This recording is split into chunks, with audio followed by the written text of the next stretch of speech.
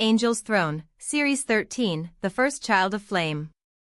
Born not of prophecy, nor rebellion, but from the space between. Chapter 1, The Quiet Light.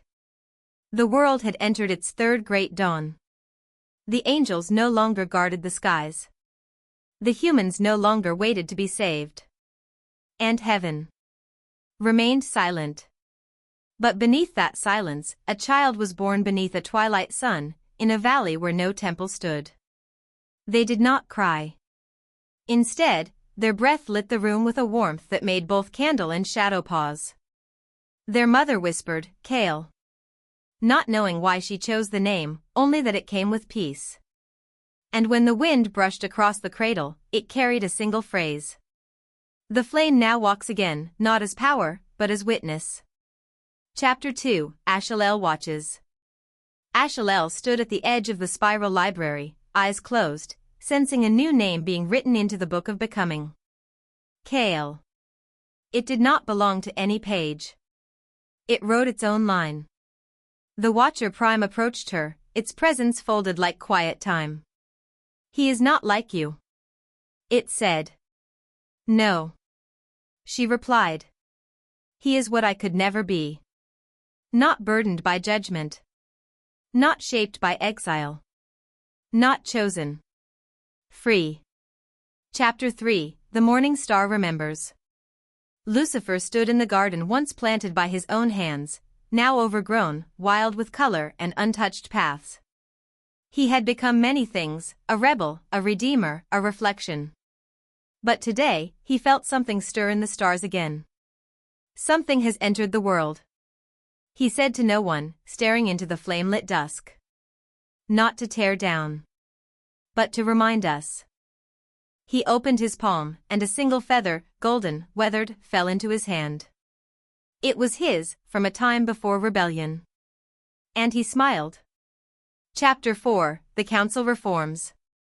The Archangels gathered not to judge, but to understand. Gabriel, Michael, Raphael, and the few still loyal to the architect met in a city that had no name, only song. "A child has been born," Gabriel announced. "Untouched by prophecy. Untouched by fall." Michael asked, "Then why now?" Raphael opened the testament and found it had begun to write again, in a new ink, neither light nor shadow. On the page was a single phrase. What neither side could do. "I have begun through them." They looked at each other. The war had not ended. But it was no longer theirs to fight. Chapter 5, Kael Grows. Kael's light never blinded. It revealed. He asked questions without needing answers. He touched broken things, and they did not heal, they understood themselves. By his 12th year, people followed him. By his 16th, they called him Flamebearer. But Kael did not preach. He sat beneath trees, listened to the sky, and often whispered. If the light is real, it must survive outside of altars. Chapter 6, The Mirror of Flame. On the night of his 21st birthday, Kael dreamed. In the dream, he stood before a mirror that showed not his face, but every version of himself. One as king. One as tyrant. One as savior. One as silence.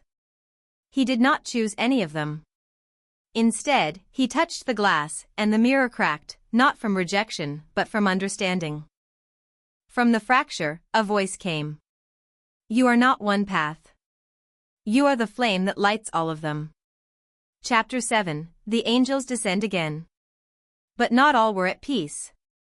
A new faction of angels, calling themselves the Restorers, believed Kael's flame to be unnatural.